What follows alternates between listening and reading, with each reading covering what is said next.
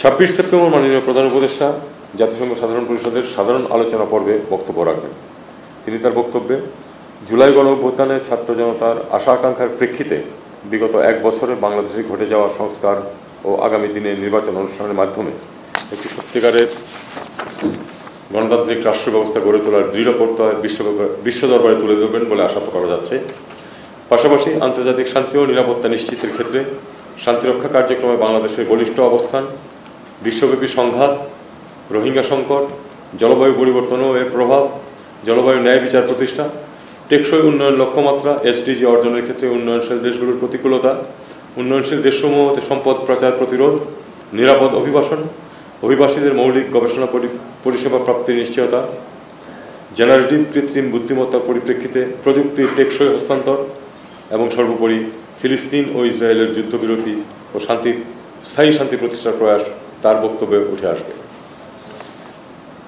জাতিসংঘ মহাসচিবের স্বাগত অভ্যর্থনা, যুক্তরাষ্ট্রের রাষ্ট্রপতি জনাব ডোনাল্ড ট্রাম্পের অভ্যর্থনা সহ এ সফরকালে মাননীয় প্রধান উপদেষ্টা বেশ কয়েকটি দ্বিপাক্ষিক বৈঠকে অংশগ্রহণ করবেন বলে আশা করা যাচ্ছে।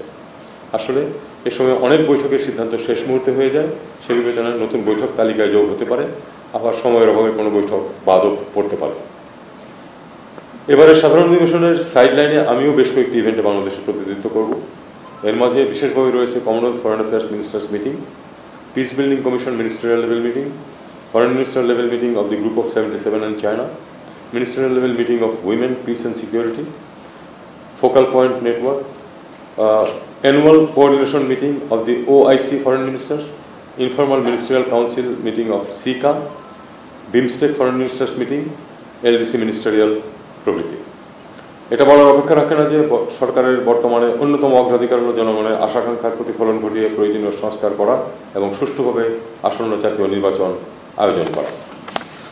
এর প্রেক্ষাপটে এবারের অধিবেশনে আমাদের কাছে একটি সুযোগ বিশ্ব দরবারে ঐক্যমত্যের ভিত্তিতে পরিচালিত আমাদের চলমান সংস্কার কার্যক্রম এবং গণতন্ত্র অভিমুখে আমাদের যাত্রাকে উপস্থাপন করা। আপনারা জানেন যে মাননীয় প্রধান উপদেষ্টার পরিচিতি এবং সুনাম বিশ্বব্যাপী, এ কারণে অনেকগুলো বিশ্বখ্যাত সংবাদ সংস্থা তার সাক্ষাৎকার গ্রহণের জন্য অনুরোধ জানিয়েছে। এর বাইরেও আরও কিছু কিছু অনুষ্ঠানে হয়তো তিনি বক্তব্য রাখবেন। জাতিসংঘের এবারের অগ্রাধিকার ইস্যুগুলির প্রত্যেকটি বাংলাদেশের জন্য সমানভাবে গুরুত্বপূর্ণ।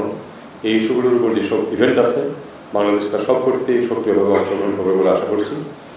বাংলাদেশ জাতিসংঘ সহ বহুপাক্ষিক কূটনীতিকে জাতীয় স্বার্থ সংরক্ষণের জন্য গুরুত্বপূর্ণ মাধ্যম হিসেবে মনে করে সার্বিক বিবেচনায় এবারের অধিবেশনে মাননীয় প্রধান উপদেষ্টার নেতৃত্বে বাংলাদেশ প্রতিনিধি দলের অংশগ্রহণের মাধ্যমে বাংলাদেশের জাতীয় স্বার্থ সংশ্লিষ্ট বিষয়সমূহে আন্তর্জাতিক সহযোগিতার ক্ষেত্রকে বিস্তৃত ও সুদৃঢ় করবে বলে আমরা আশা করছি। আপনাদের সবাইকে ধন্যবাদ।